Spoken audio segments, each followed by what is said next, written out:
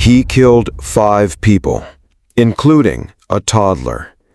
He opened fire with an AK-47 outside a bar in a reckless act of vengeance.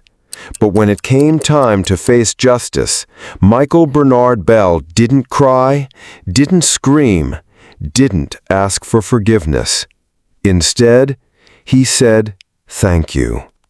Not to God, not to his family, but to the people executing him. Why would a man responsible for so much pain be grateful for his own death? This is the haunting final story of Michael Bernard Bell, a 5-time murderer, a man whose actions helped mark Florida's deadliest year for executions in decades, and whose last words are still echoing in the corridors of death row. This is Death Row Diaries, the channel that exposes the darkest, most twisted stories behind America's death row inmates.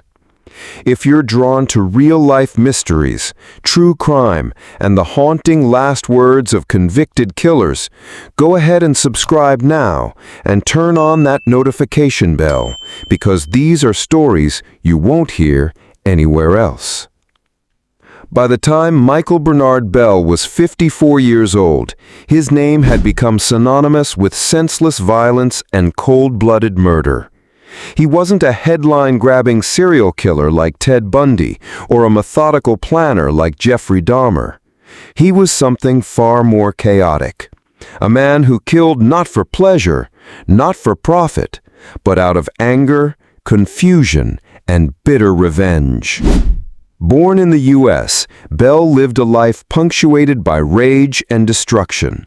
Long before the infamous 1993 double murder that earned him a death sentence, he had already taken lives. And not just any lives. A woman, a toddler, a man who loved his mother. He would go on to claim 5 victims before justice finally caught up with him. But even justice had to wait its turn, because Bell wasn't easy to stop. What makes this story so shocking isn't just the body count, it's the twisted motives behind the murders, and the haunting way Bell seemed to welcome death decades later. It was the night of December 9, 1993. Michael Bell spotted something, or rather someone, that set off a violent chain reaction. A car, a specific car, being driven near a bar in Florida. Why would a car spark that kind of rage? Because it used to belong to a man who had killed Bell's brother. And in Bell's mind, that was enough. Fueled by grief, fury, and thirst for vengeance, Bell made a fatal assumption. The man behind the wheel was his brother's killer. He was wrong. That man was Jimmy West, a completely innocent individual with no ties to Bell's family. But Bell didn't bother checking. He didn't ask questions. Instead, he picked up the phone and called 2 of his friends. Together, they loaded an AK-47 into a car and drove toward the bar. Jimmy West was sitting in his vehicle, parked outside, with a young woman named Tamika Smith and another friend. It was a casual night out, drinks, music, nothing serious. Until the gunfire began. Bell didn't hesitate. He opened fire on the vehicle in daylight, in public, with a military-grade weapon. Jimmy West died instantly. Tamika Smith was hit and bled out before reaching the hospital. The 3rd passenger somehow escaped, physically unharmed, but forever scarred. Bell, meanwhile, didn't stick around. He fired a few more rounds toward the nearby crowd, then vanished. It wasn't justice. It wasn't revenge. It was a massive mistake, one that would end 2 innocent lives and send Bell spiraling toward death row. But what came next would uncover an even darker pattern, because this wasn't Bell's first murder, not even close. Once Bell was arrested, investigators dug deeper into his past, and what they found was disturbing. The shooting outside the bar wasn't an isolated incident. It was just the latest chapter in a long history of brutal killings. In 1989, 4 years before the double murder, Bell shot and killed a woman and her toddler son. That's right, he ended the life of a child. Details of that case remain sealed in tragedy, but authorities confirmed it was cold, calculated, and completely unprovoked. And that's not all. Just 4 months before the December 1993 bar shooting, Bell struck again.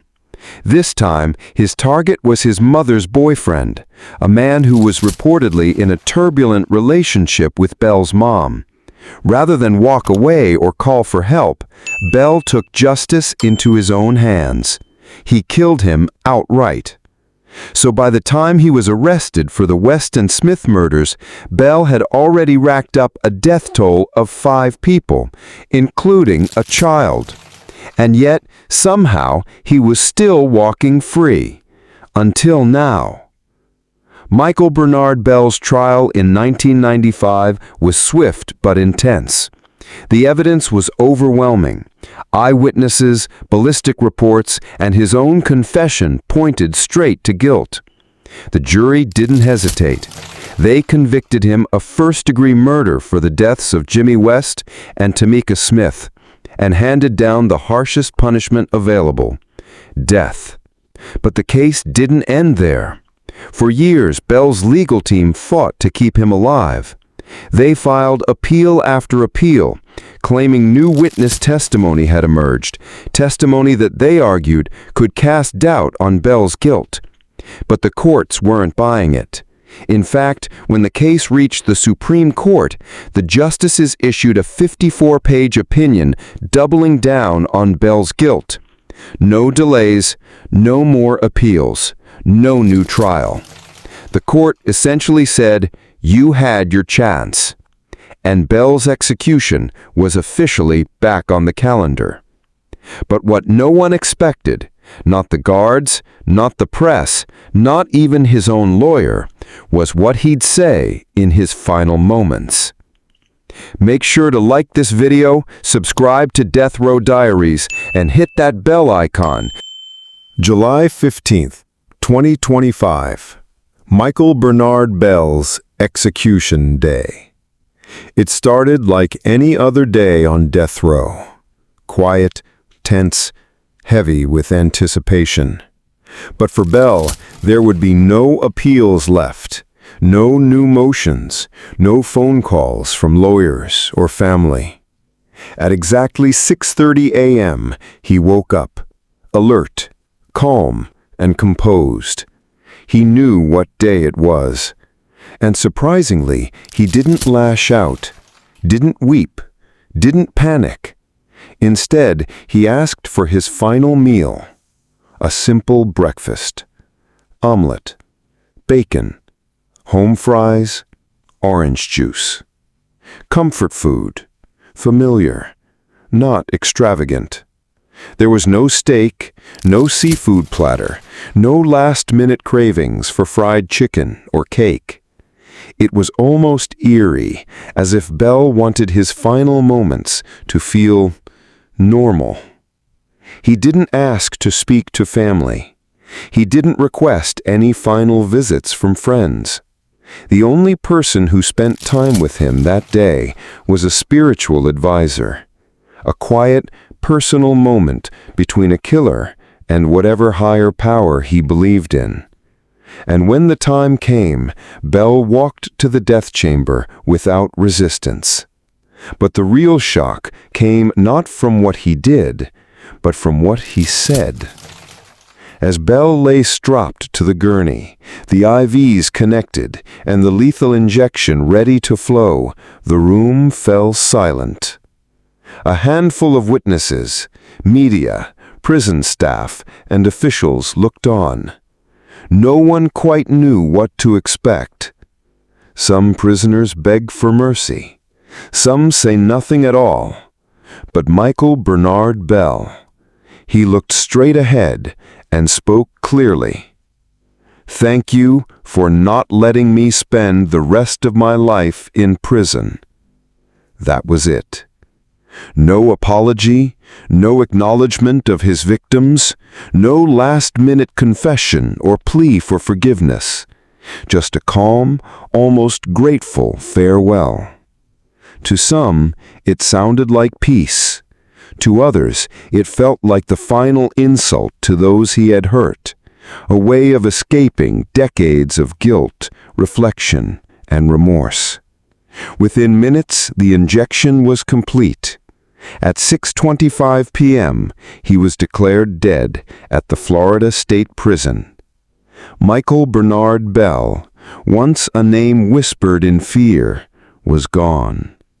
But the ripples of his crimes were far from over, because his execution wasn't just about him. It was about what's happening in Florida right now.